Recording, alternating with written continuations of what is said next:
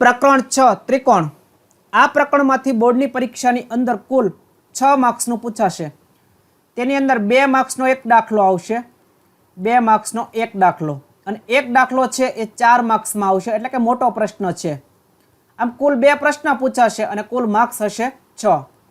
મોટો પ્રશ્ન જે છે મોટા ભાગે પ્રમેયના સ્વરૂપમાં પૂછાતો હોય છે, અને 2 માર્ક્સનો દાખલો છે એ મોટા ભાગે કિંમત મેળવવાના જે નાના દાખલાઓ છે એમાંથી પૂછાતા હોય છે। અને મોટાભાગના વિદ્યાર્થીઓ છે એ આ પ્રકરણમાંથી જે સાબિતીના દાખલા છે એને ઓપ્શનમાં કાઢતા હોય છે। પણ હવે એનસીઈઆરટી બેઝ અભ્યાસક્રમ જે 2019થી અમલમાં આવ્યો છે એની અંદર સાબિત કરવાના દાખલાઓને થોડું વધારે મહત્વ આપવામાં આવે છે। એટલે આવનાર સમયમાં પ્રમેયની જગ્યાએ અથવા તો 2 માર્ક્સના દાખલાની જગ્યાએ આવા સાબિતીના દાખલા પૂછાય તો નવાઈની વાત નથી। પેપર છે એ સહેલું જ હોય છે, પણ થોડું અટપટું બનાવવામાં આવે છે। એટલે શક્ય હોય અને જો સમય હોય તો દરેક દાખલા ગણવાનો પ્રયત્ન કરવો। આ ચેપ્ટરની અંદર આપણે પણ અહીંયા દરેક દાખલાઓ અને દરેક ઉદાહરણ ગણવાના છે। તો પ્રકરણ 6 છે ત્રિકોણ। ત્રિકોણ શબ્દ જ કહી દે કે જેની અંદર 3 ખૂણા હોય, કોણ એટલે ખૂણા, તેને ત્રિકોણ કહેવાય। ધોરણ 9 અને એના પહેલાના વર્ષોની અંદર ત્રિકોણ વિશે ઘણો બધો અભ્યાસ કરીને આવ્યા છીએ। ત્રિકોણ એટલે આ રીતે આકૃતિ દોરતા હતા, સામાન્ય રીતે ત્રિકોણ છે આ રીતે દોરતા। ત્રિકોણનું જે નામકરણ છે એ થી ઝેડ એટલે કે એબીસીડીના મૂળાક્ષરમાંથી કોઈ પણ અક્ષર લઈ અને કરી શકાય। દાખલા તરીકે આ ત્રિકોણ છે એબીસી, મોટાભાગે કેપિટલ અક્ષર લેવામાં આવે છે। તો આ એક ત્રિકોણ થઈ ગયો। ત્રિકોણની અંદર કેટલી બાજુઓ હોય? તો ત્રિકોણની અંદર 3 બાજુઓ હોય, એટલે અહીંયા લખી શકાય કે ત્રિકોણમાં 3 બાજુઓ હોય, 3 બાજુઓ। ખૂણાઓ કેટલા હોય? તો ત્રિકોણમાં 3 ખૂણાઓ પણ હોય। અહીંયા બાજુઓ તમે જુઓ તો એબી, બીસી અને એસી આ 3 બાજુઓ છે। એને ઘડિયાળની દિશામાં અથવા તો ઘડિયાળની વિરુદ્ધ દિશામાં પણ નામકરણ કરી શકાય। એવી રીતે 3 ખૂણાઓ છે એ, બી અને સી। શિરોબિંદુ, ત્રિકોણને 3 શિરોબિંદુ હોય છે। અહીંયા કયા કયા શિરોબિંદુઓ છે? તો ત્રિકોણમાં 3 શિરોબિંદુઓ। તો એ, બી અને સી અને એના શિરોબિંદુઓ કહે છે। ત્રિકોણ પોતે બંધ આકૃતિ છે।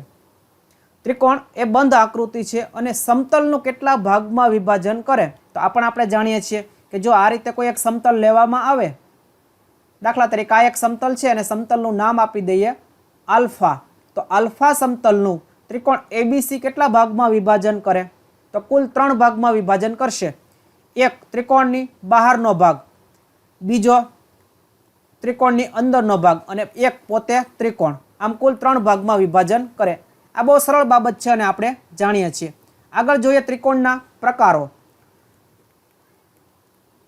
ત્રિકોણના પ્રકારો, તો ત્રિકોણના કુલ 6 પ્રકાર છે। કુલ કેટલા પ્રકાર છે? 6। એમાં 3 બાજુઓના માપને આધારે અને 3 ખૂણાઓના માપને આધારે પ્રકાર પાડવામાં આવ્યા છે। તો સૌ પ્રથમ જોઈએ બાજુઓના માપને આધારે પ્રકાર। બાજુઓના માપને આધારે ત્રિકોણના પ્રકાર। ત્રિકોણના પ્રકાર, તો કોઈ પણ ત્રિકોણ હોય એમાં બાજુઓના માપને આધારે 3 પ્રકાર આ રીતે પાડવામાં આવે છે। દાખલા તરીકે આ એક ત્રિકોણ છે, ત્રિકોણનું નામ આપી દઈએ PQR। જો દરેક બાજુ સમાન હોય તો બધી બાજુના માપ સમાન થાય તો એને કહેવાય સમબાજુ ત્રિકોણ। સમબાજુ ત્રિકોણ। કોઈ 2 બાજુ સમાન હોય, દાખલા તરીકે PR અને QR આ 2 જ બાજુ સમાન છે તો એને કહેવાય સમદ્વિ બાજુ ત્રિકોણ। સમદ્વિ બાજુ ત્રિકોણ। અને દરેક બાજુ અલગ અલગ હોય એટલે કે એક પણ બાજુના માપ સમાન હોય નહીં તો એને કહેવાય વિષમ બાજુ ત્રિકોણ। વિષમ બાજુ ત્રિકોણ। તો આ બાજુઓના માપને આધારે પ્રકાર થઈ ગયા। એવી રીતે ત્રિકોણના ખૂણાઓના માપને આધારે પણ 3 પ્રકાર પાડવામાં આવ્યા છે। તો અહીંયા લખી શકાય કે ત્રિકોણના પ્રકાર, ત્રિકોણના ખૂણાઓના માપને આધારે પ્રકાર, માપને આધારે પ્રકાર। તો એમાં પહેલો પ્રકાર છે કે ખૂણો કયા પ્રકારનો છે? તો કોઈ પણ ત્રિકોણ હોય અને એની અંદર જો કોઈ એક ખૂણો કાટખૂણો હોય તો એને કાટકોણ ત્રિકોણ કહેવાય। એટલે પહેલો પ્રકાર કાટકોણ ત્રિકોણ। કાટકોણ ત્રિકોણ। એવી રીતે કોઈ એક ખૂણો છે એ 90 કરતાં મોટો એટલે કે ગુરુકોણ ત્રિકોણ હોય તો એને આપણે શું કહીએ છીએ? ગુરુકોણ ત્રિકોણ. તો બીજો પ્રકાર છે ગુરુકોણ ત્રિકોણ. અને જો ત્રણ ખૂણાના માપ છે એ 90 કરતાં નાના હોય તો એને કહેવાય લઘુકોણ ત્રિકોણ. લઘુકોણ ત્રિકોણ. આમ ત્રિકોણના ખૂણાઓના માપને આધારે પણ કેટલા પ્રકાર પડે છે? 3. કાટકોણ ત્રિકોણ, ગુરુકોણ ત્રિકોણ અને લઘુકોણ ત્રિકોણ. ત્રિકોણના 3 ખૂણાનો સરવાળો કેટલો થાય? તો ત્રિકોણના 3 ખૂણાનો સરવાળો 180 થાય. ત્રિકોણના 3 ખૂણાનો સરવાળો 180 થાય. સરવાળો 180 થાય. આ પ્રારંભિક જે માહિતી છે એટલા માટે યાદ કરીએ કે જે ત્રિકોણ ચેપ્ટર ભણવાનું છે તેની અંદર આ બધી ખૂબ ઉપયોગી થશે. તો ત્રિકોણના 3 ખૂણાનો માપનો સરવાળો કેટલો થાય? 180. ધોરણ 9માં આનો એક પ્રમેય પણ ભણીને આવ્યા છીએ કે આની તારવણી કરતા હતા. એટલે કાટકોણ ત્રિકોણ છે એની અંદર જો એક ખૂણો છે 90 નો હોય તો બાકીના 2 ખૂણા છે કેટલા હશે? તો 180 માંથી એક ખૂણો 90 નો થઈ ગયો એટલે હવે આપણી પાસે 90 વધ્યા અને 90 માંથી 2 ખૂણાના ભાગ પાડવાના છે. તો 90 કરતાં તો નાના જ હશે. એટલે કાટકોણ ત્રિકોણમાં એક ખૂણો છે કાટકોણ હોય તો બીજા 2 લઘુકોણ હંમેશા હોય. એવી રીતે ગુરુકોણમાં જો એક ખૂણો ગુરુકોણ હોય તો બાકીના 2 ખૂણા છે કેવા હશે? લઘુકોણ. અને લઘુકોણ ત્રિકોણની અંદર 3 ખૂણા એ લઘુકોણ હોય છે. હવે ત્રિકોણનું ક્ષેત્રફળ મેળવતા હતા તો એના માટેના સૂત્ર જોઈએ. ત્રિકોણનું ક્ષેત્રફળ. ત્રિકોણનું ક્ષેત્રફળ. તો સામાન્ય સૂત્ર ત્રિકોણના ક્ષેત્રફળનું આ રીતે હતું કે 1/2 પાયો ગુણ્યા વેધ. પાયો ગુણ્યા વેધ. એટલે કે કોઈ પણ ત્રિકોણ હોય એની અંદર જો પાયો અને વેધ આપ્યા હોય તો આ પ્રમાણે એનું ક્ષેત્રફળ મેળવી શકાય. અને માત્ર બાજુઓના માપ આપ્યા હોય ત્યારે આપણે સૂત્ર વાપરતા હતા હેરોનનું સૂત્ર. એનું પણ એક ચેપ્ટર ભણીને આવ્યા છીએ. તો હેરોનના સૂત્રની મદદથી પણ આપેલ ત્રિકોણનું જ્યારે બાજુઓના માપ આપ્યા હોય ત્યારે ક્ષેત્રફળ મેળવી શકાય. અને સ્પેશિયલ કેસની અંદર દાખલા તરીકે સમબાજુ ત્રિકોણ છે તો સમબાજુ ત્રિકોણ હોય ત્યારે એનું ક્ષેત્રફળનું સૂત્ર શું હતું? તો આ રીતે લખતા વર્ગમૂળ 3/4 અને બાજુનો વર્ગ. આ હેરોનના સૂત્ર પરથી તારવેલું સૂત્ર છે. સીધે સીધું આ સૂત્ર વાપરવાથી પણ સમબાજુ ત્રિકોણનું ક્ષેત્રફળ મળી જાય. બાજુ દરેક અહીંયા સમાન હશે એટલે કોઈ પણ બાજુ લ્યો માપ તો સમાન જ હશે. અને એવી રીતે ત્રિકોણનું ક્ષેત્રફળ આ છે 1/2 પાયો ગુણ્યા વેધ. એ જો કાટકોણ ત્રિકોણ માટે લાગુ પાડીએ તો કાટખૂણો બનાવતી 2 બાજુનો ગુણાકાર ભાગ્યા 2 કરીએ તો પણ ક્ષેત્રફળ મળી જતું. ટૂંકમાં એનું એ જ સૂત્ર વાપરતા. તો આ એક પ્રારંભિક માહિતી થઈ જે ત્રિકોણના ચેપ્ટરોની અંદર આપણે આગળના ધોરણોમાં ભણીને આવ્યા છીએ. હવે ધોરણ 9ની અંદર જ્યારે ત્રિકોણ ચેપ્ટર ભણ્યા ત્યારે તેની અંદર એકરૂપ ત્રિકોણ વિશે અભ્યાસ કરી ગયા અને એના આધારિત કેટલાય દાખલાઓ તારવતા હતા. અલગ અલગ સંગતતાઓ લેતા. જો યાદ હોય તો બાખુબા, ખુબાખુ, કાકબા, ખુખુ શરત, આવી અલગ અલગ સંગતતાઓની શરતો લઈ અને 2 ત્રિકોણોને એકરૂપ બતાવતા હતા. તો એના પરથી અહીંયા પહેલો ટોપિક ભણવાનો છે કે એકરૂપ આકૃતિ કોને કહેવાય? એકરૂપ આકૃતિઓ કોને કહેવાય? તો અહીંયા શબ્દ જ કહે છે કે એક રૂપ. જે આકૃતિઓ એક સરખી દેખાતી હોય એટલે કે એના આકાર અને કદ એક સરખા હોય તો તેને એકરૂપ આકૃતિઓ કહેવાય. એટલે અહીંયા એમ લખી શકાય કે 2 આકૃતિઓના આકાર અને કદ સમાન હોય તો તે 2 આકૃતિઓને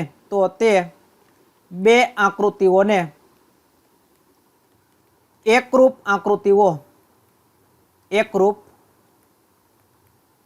આકૃતિઓ કહે છે. એટલે એવી આકૃતિઓ કે જેના આકાર અને કદ સરખા હોય તો તેને એકરૂપ આકૃતિઓ કહેવાય. દાખલા તરીકે આ રીતે 2 વર્તુળ આપ્યા છે અને 2 વર્તુળની ત્રિજ્યા સરખી છે. ધારી લઈએ કે 2 સેન્ટીમીટર છે બેયની, તો બેયના આકાર છે એ સરખા છે, બેયના કદ પણ સરખા છે. તો આ આકૃતિઓ હોય તો એને એકરૂપ આકૃતિઓ કહેવાય. 2 અથવા 2 થી વધારે આકૃતિઓ આપી હોય અને બધાના કદ સરખા હોય, બધાના આકાર સરખા હોય તો એ દરેકને એકરૂપ આકૃતિઓ કહી શકાય. દાખલા તરીકે 2 રૂપિયાના સિક્કા. તો જો બંને રૂપિયાના સિક્કા એક સરખો આકાર અને એક સરખું કદ ધરાવતા હોય તો તેને એકરૂપ આકૃતિઓ કહેવાય. ટૂંકમાં એવી વસ્તુઓનો અહીંયા સમાવેશ થાય કે જો એને બીજી વસ્તુની અંદર ભેળવવામાં આવે અથવા તો ભેગી કરીએ તો મૂળ વસ્તુ કઈ હતી એ પણ આપણને ખબર ના રહી. તો એવી આકૃતિઓ જે છે એને એકરૂપ આકૃતિઓ અને એકરૂપ વસ્તુઓ કહેવાય. પણ ગણિતની અંદર જ્યારે વાત કરતા હોય ત્યારે મોટાભાગે આકૃતિઓની જ વાત કરવાની થશે અને આકૃતિઓની અંદર એટલું ધ્યાન રાખવાનું કે એ દરેક આકૃતિઓના માપ સમાન હોવા જોઈએ. એવી રીતે જો બે ત્રિકોણ લઈએ, દાખલા તરીકે એક ત્રિકોણ છે ABC અને બીજો ત્રિકોણ છે XYZ. હવે આ બે ત્રિકોણની અંદર જો બાજુઓના માપ સમાન હોય, દાખલા તરીકે આનું 5 સેન્ટીમીટર, આનું 4 સેન્ટીમીટર અને 3 સેન્ટીમીટર, એવી રીતે આનું 5 સેન્ટીમીટર, અહીંયા 4 અને 3 સેન્ટીમીટર, તો આ બે આકૃતિઓને એકબીજા ઉપર મૂકવામાં આવે તો બંધ બેસતી થાય, એટલે કે ઢંકાઈ જાય. XYZ ને જો ABC ત્રિકોણ ઉપર મૂકવામાં આવે તો ABC છે ઢંકાઈ જશે. અને એ ક્યારે ઢંકાશે? તો કે એકરૂપ આકૃતિઓ હશે તો, એના આકાર અને કદ સમાન હશે તો. એટલે એમ પણ કહી શકાય કે બે આકૃતિઓ જો એકરૂપ હોય તો તેને એકબીજા ઉપર મૂકવામાં આવે તો એ એકબીજાને ઢાંકી દે. તો આ થઈ એકરૂપ આકૃતિઓ. જો આવું કોઈ ત્રિકોણ લેવામાં આવે આનાથી મોટું અને એને કહી દે PQR, તો આ PQR એને જો XYZ ઉપર મૂકવામાં આવે તો ઢંકાશે નહીં. એટલે કે XYZ અને PQR એ એકરૂપ આકૃતિઓ નથી. હવે આના પછીનો ટોપિક છે સમરૂપ આકૃતિઓ. એના વિશે અભ્યાસ કરીએ. સમરૂપ આકૃતિઓ, તો આમ તો શબ્દ એકરૂપ અને સમરૂપ મળતા હોય એવું લાગે છે, પણ અહીંયા થોડોક ભેદ છે. સમરૂપ એટલે એની અંદર આકાર સરખો હશે, આકાર સરખો હશે, પણ જરૂરી નથી કે કદ સમાન હોય, હોઈ પણ શકે પણ જરૂરી નથી. ટૂંકમાં સમરૂપ આકૃતિઓ એક જેવી બીજી જ આકૃતિ દેખાશે, એટલે કે બંને એક સરખા જેવી દેખાશે, પણ એના કદમાં તફાવત હોઈ શકે. એક આકૃતિ મોટી હોય તો એક આકૃતિ નાની હોય, આવું બની શકે. એટલે સમરૂપ આકૃતિઓને જો વ્યાખ્યાયિત કરવી તો આ રીતે એની વ્યાખ્યા લખી શકાય કે જે બે આકૃતિઓના આકાર સમાન હોય, આકાર સમાન હોય, કદ સમાન હોય, કદ સમાન હોય, તે જરૂરી નથી, તે જરૂરી નથી. એટલે હોય પણ શકે અને ન પણ હોય. તેમને સમરૂપ આકૃતિઓ કહે છે, સમરૂપ આકૃતિઓ કહે છે. તો સમરૂપ આકૃતિઓની વ્યાખ્યામાં શું કીધું કે બે આકૃતિઓના આકાર સમાન હોવા જોઈએ. એક આકૃતિ નાની હોય અને મોટી હોય તો વાંધો નહીં, પણ આકાર છે સરખો જળવાય તો તેને સમરૂપ આકૃતિઓ કહેવાય. આપણે જે આ ત્રિકોણ ચેપ્ટર ભણવાનું છે તેની અંદર સમરૂપ ત્રિકોણો વિશે જ અભ્યાસ કરવાનો છે, એટલે ખૂબ અગત્યની વ્યાખ્યા થશે. તો આના વિશે થોડી વધારે માહિતી મેળવવા માટે સૌપ્રથમ બે ત્રિકોણ ક્યારે સમરૂપ કહેવાય તેનો અભ્યાસ કરીએ અને પછી અલગ અલગ ઉદાહરણ લઈએ. તો બે ત્રિકોણ વિશે શું કહી શકાય તો એ સમજીએ સૌપ્રથમ. એના માટે બે ત્રિકોણ લઈ લઈએ. તો પહેલી શરત છે અનુરૂપ ખૂણાઓના માપ સમાન હોવા જોઈએ, સમાન હોવા જોઈએ. તો અહીંયા જોઈ શકાય છે કે બે જે ત્રિકોણ આપ્યા છે એમાં અનુરૂપ ખૂણાઓ, અનુરૂપ ખૂણા એટલે ત્રિકોણ ABC માંથી કોઈ પણ ખૂણો લઈએ એને અનુરૂપ XYZ માંથી એના જેટલું જ માપ ખૂણાનું હોવું જોઈએ તો એને અનુરૂપ ખૂણા કહેવાય.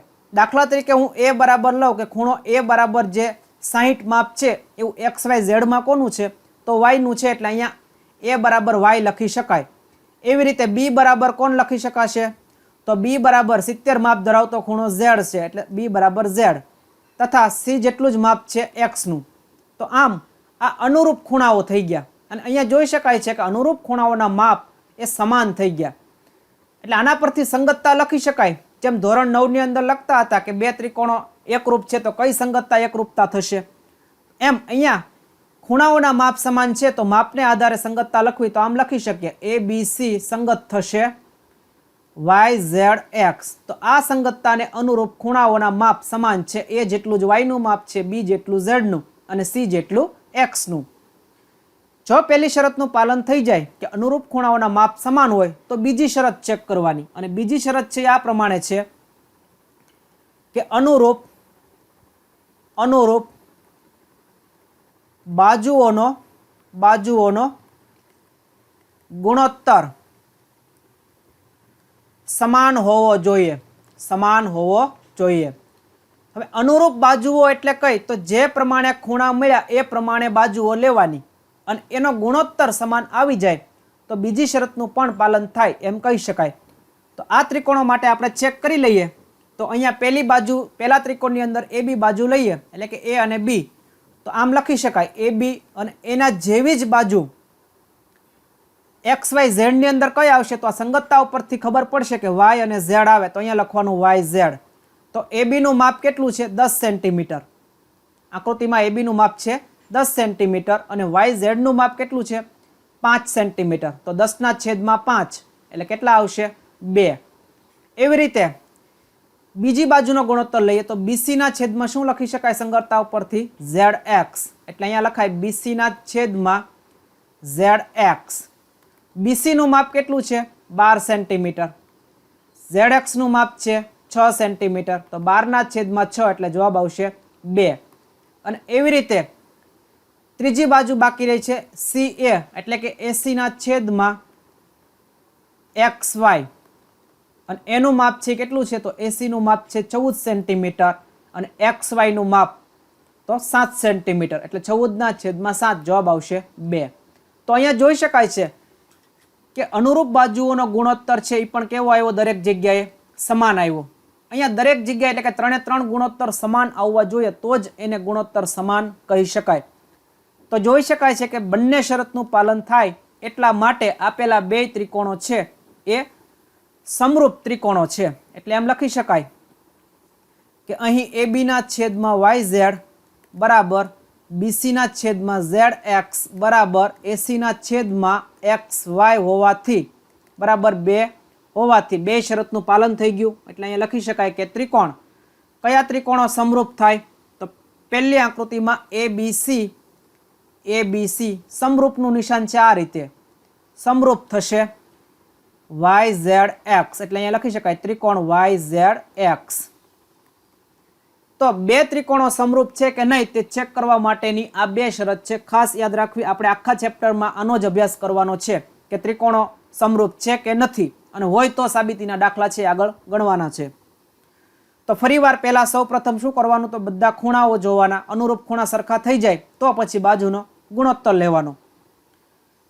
અત્યારે આ બે શરત યાદ રાખવી. આગળ જેમ જેમ અભ્યાસ કરશું સ્વાધ્યાયનો એમ ખ્યાલ આવશે કે કોઈ એક શરત જો હશે તો પણ આ ત્રિકોણો છે એ સમરૂપ થઈ જાય. પણ અત્યારે હાલ પૂરતી આ બે શરતને ધ્યાનમાં રાખવી કે ખૂણાઓ સમાન અને બાજુનો ગુણોત્તર સમાન થાય તો બે ત્રિકોણો સમરૂપ થાય. હવે આગળની આકૃતિ જોઈએ કે દાખલા તરીકે બે રેખાખંડ આપ્યા તો એના વિશે શું કહી શકાય. એક રેખાખંડ છે AB અને બીજો રેખાખંડ છે PQ. શું આ બે રેખાખંડ છે એ સમરૂપ છે? તો સમરૂપની વ્યાખ્યા શું કહે છે, તો સમરૂપ આકૃતિઓ એમ કહે છે કે બે આકૃતિઓના આકાર સમાન હોય તો તેને સમરૂપ કહેવાય. તો અહીંયા રેખાખંડની અંદર તો કોઈ ખૂણા બનતા નથી, તો માત્ર આકાર જોઈએ તો આકાર કેવા છે, તો આકાર તો સરખા છે અને કદની અહીંયા કોઈ વાત કરવાની નથી. કદ તો સમાન હોય તો પણ વાંધો નથી અને ન પણ હોય તો પણ કાંઈ વાંધો નથી.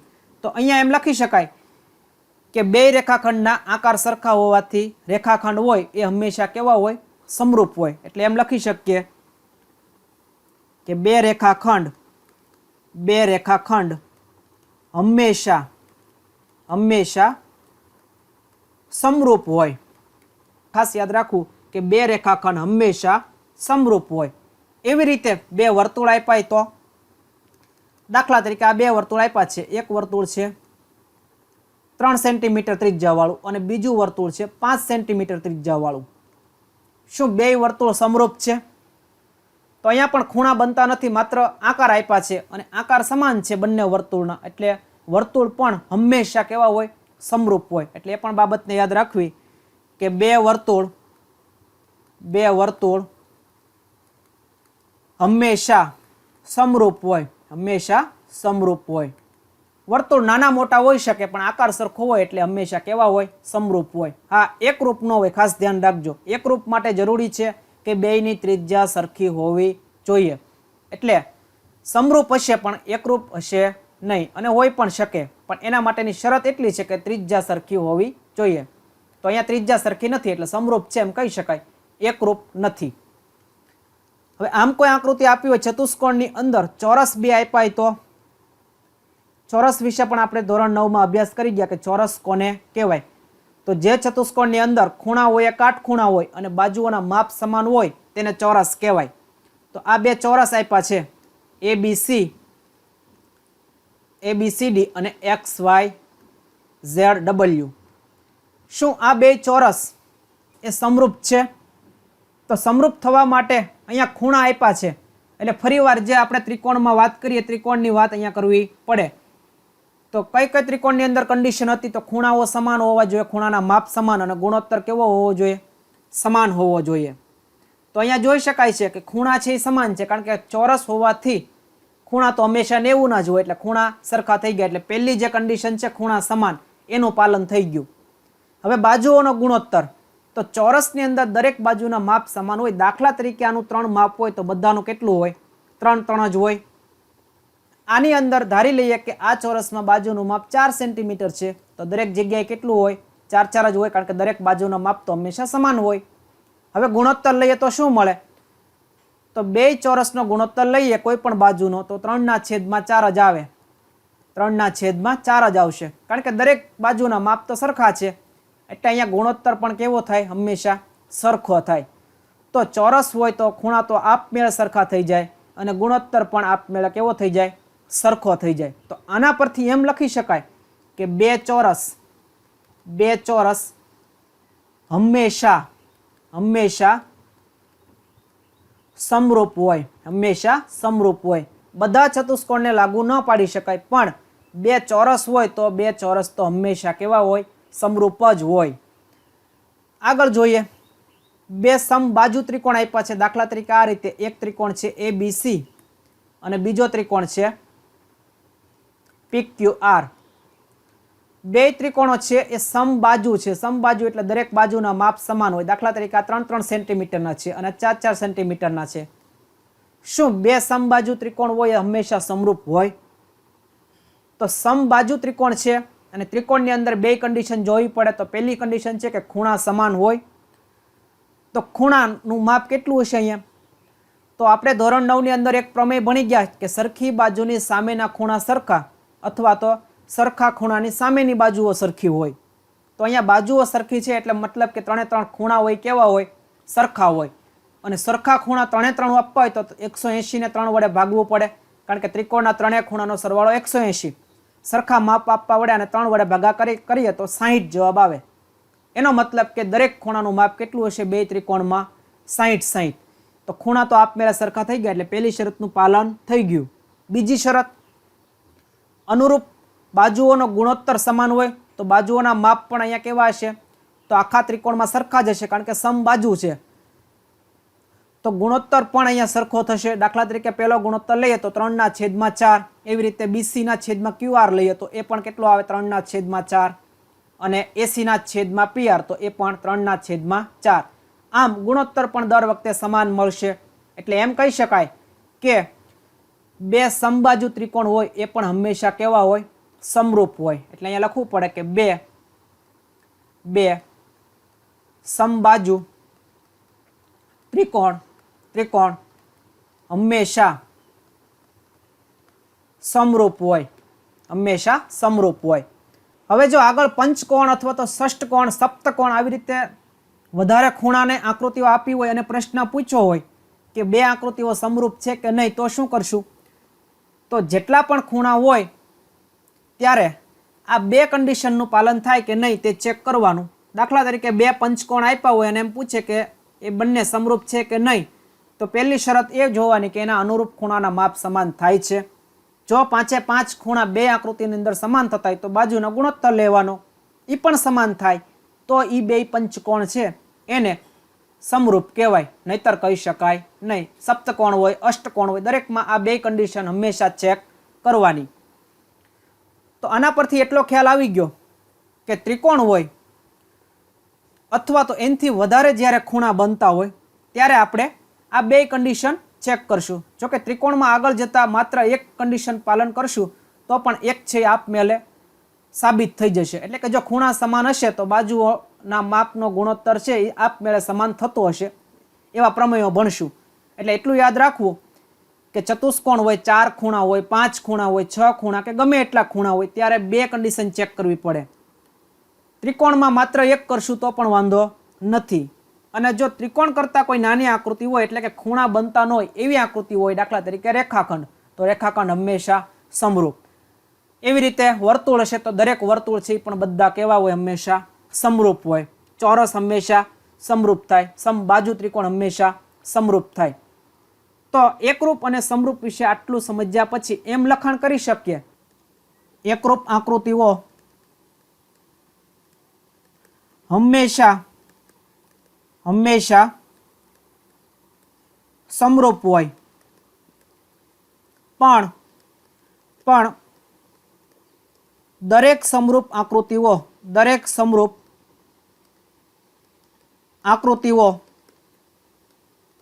एकरूप होय ते जरूरी नहीं।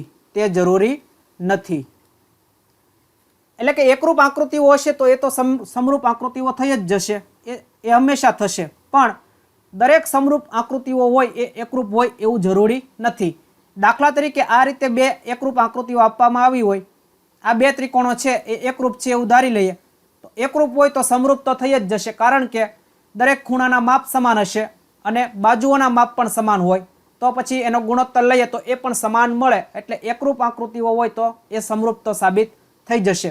पण समरूप आपवामां आवी होय तो ए एकरूप न पण होय एवुं बने। दाखला तरीके एक मोटो त्रिकोण लईए अने एक नानो त्रिकोण, अहींया अनुरूप खूणाओना माप समान छे अने बाजुओनो गुणोत्तर समान छे, एटले आ बंने आकृतिओ छे समरूप छे पण एकरूप नथी, कारण के आ आकृतिनुं कद अने आ आकृतिनुं कद समान नथी। आम एकरूप आकृति हमेशा समरूप होय, ज्यारे समरूप आकृतिओ छे ए एकरूप आकृतिओ होय पण खरी अने न पण होय।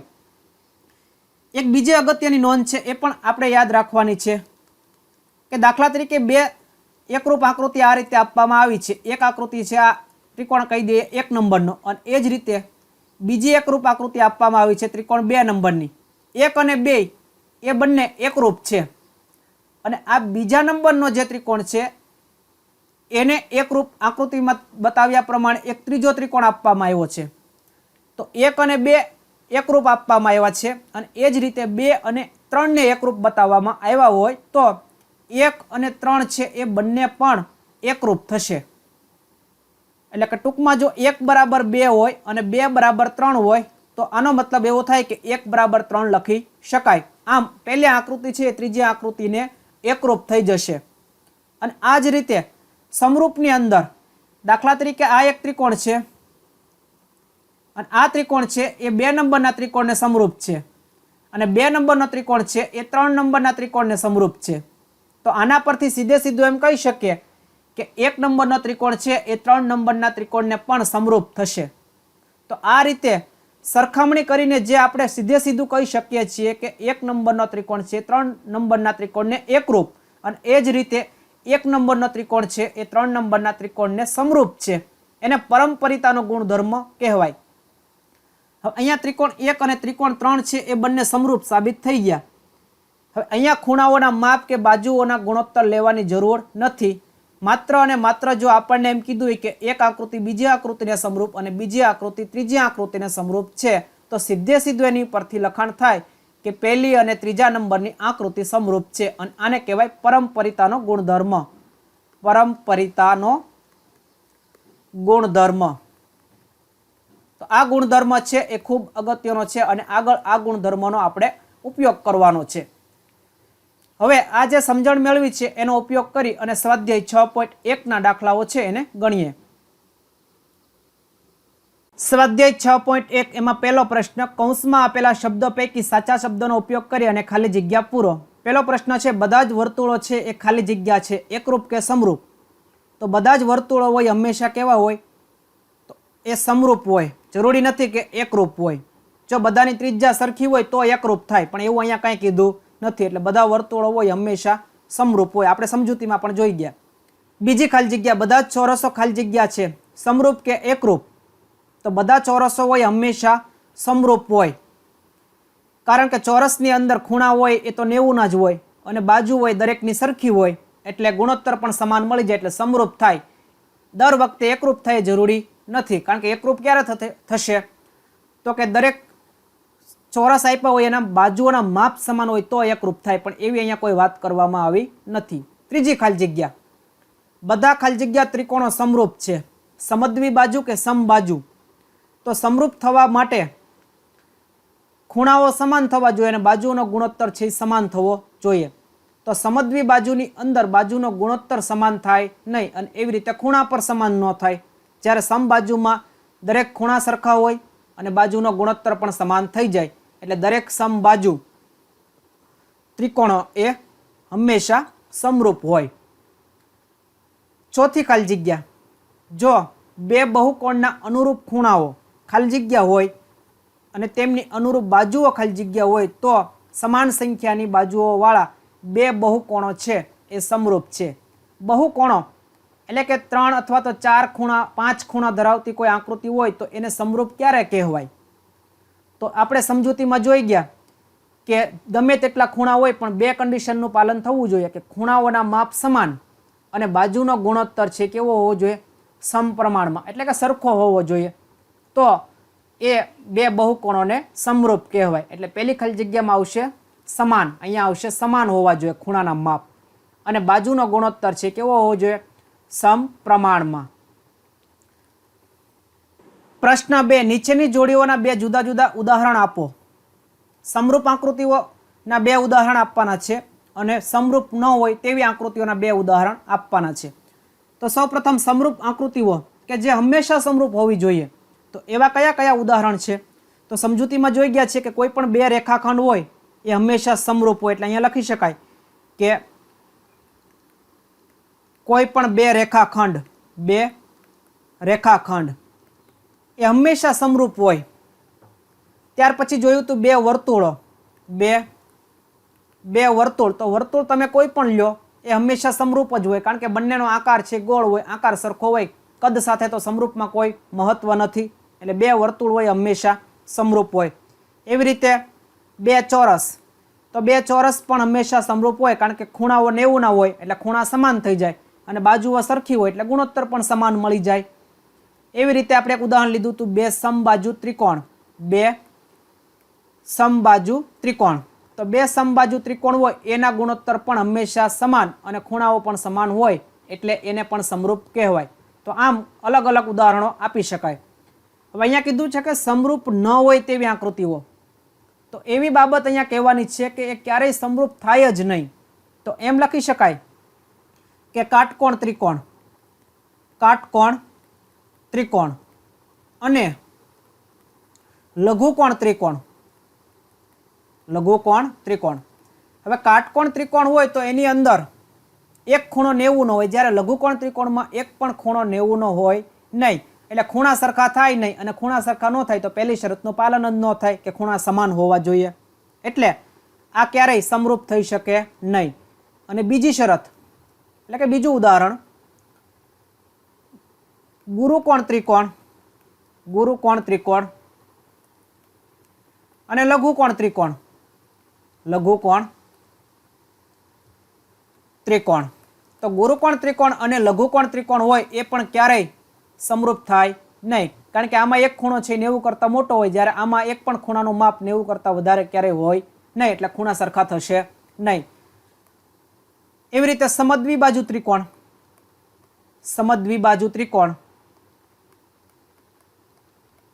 અને વિષમબાજુ ત્રિકોણ. તો સમદ્વિબાજુ ત્રિકોણ હોય એમાં કોઈ પણ બે બાજુના માપ સમાન હોય, અને વિષમ બાજુમાં કોઈ પણ બે બાજુના માપ એટલે કે એક પણ બાજુના માપ સમાન હોય નહીં. તો એનો ગુણોત્તર લઈએ તો ગુણોત્તર સરખો થાય નહીં. એટલે બીજી શરતનું પાલન ન થાય અને બીજી શરતનું પાલન ન થાય તો એને ક્યારેય સમરૂપ કહી શકાય નહીં. તો આમ અલગ અલગ ઉદાહરણો આપી શકાય. પ્રશ્ન 3, નીચેના ચતુષ્કોણ સમરૂપ છે કે નહીં તે જણાવો. તો અહીંયા બે ચતુષ્કોણ આપ્યા છે. એક ચતુષ્કોણ છે SPQR અને બીજો છે DABC. શું બે સમરૂપ છે? તો બે ચતુષ્કોણ સમરૂપ ક્યારે કહેવાય? તો ખૂણાઓના માપ સમાન હોવા જોઈએ. તો અહીંયા તો ખૂણાઓ છે દરેક 90ના છે અને બાજુઓ સરખી છે એટલે આ ચોરસ છે. ABCD કયો છે? ચોરસ છે.